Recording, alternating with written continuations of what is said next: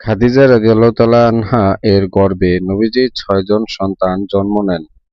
তন্মধ্যে ২ জন ছেলে আর ৪ জন মেয়ে। ছেলে দুজনের নাম কাসিম ও তাহির। কাসিমের নাম অনুসারেই নবীজির উপনাম ছিল আবুল কাসিম।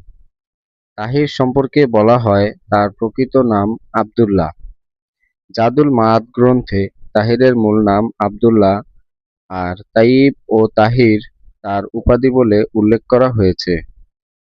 মেয়ে ৪ জনের নাম ফাতিমা, জায়নাব, রুকাইয়া ও উম্মে কুলসুম। তাদের মধ্যে সবার বড় ছিলেন জায়নাব। হাফিজ ইবনুল কাইয়িম রাহিমাহুল্লাহ তার জাদুল মাআদে এ সম্পর্কে অনেক মত উল্লেখ করেছেন।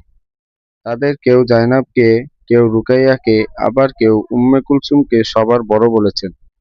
আবদুল্লাহ ইবনু ইবনু আব্বাস রাদিয়াল্লাহু আবদুল্লাহ ইবনু ইবনু আব্বাস রাদিয়াল্লাহু তাআলা আনহু থেকে বর্ণিত আছে যে, নবী কন্যাদের মধ্যে সবার বড় ছিলেন রুকাইয়া আর সবার ছোট ছিলেন উম্মে কুলসুম।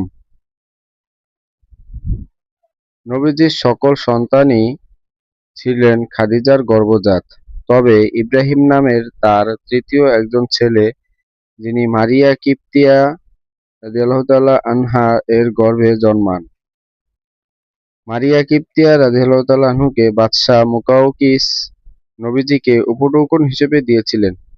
মুকাওকিসের পুরো নাম জুরাইজ ইবনু মাতা আর মুকাওকিস হচ্ছে উপাধি। তিনি মিশর ও আলেকজান্দ্রিয়ার শাসক ছিলেন। নবীজির এই ৩ পুত্র সন্তানের সবাই শৈশবে ইন্তেকাল করেন।